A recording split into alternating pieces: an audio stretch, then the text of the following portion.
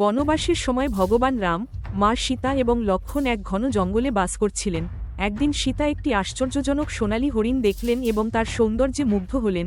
তিনি রামের কাছে অনুরোধ করলেন, এই হরিণটি খুব সুন্দর, দয়া করে এটিকে।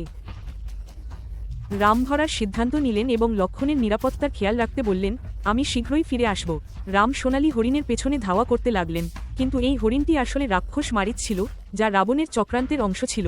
যখন ভগবান রামের তীর মারিচকে আঘাত করল, তখন মারিচ সীতা সীতা বলে চিৎকার করল, যা মা সীতাকে আতঙ্কিত করল এবং লক্ষ্মণকে ভগবান রামের কাছে পাঠালেন।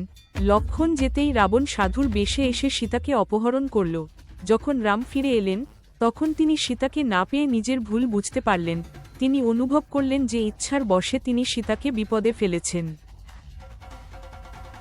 নৈতিক শিক্ষা এই গল্পটি শেখায় যে লোভ এবং আবেগপ্রবণ ইচ্ছা মানুষকে সংকটে ফেলতে পারে।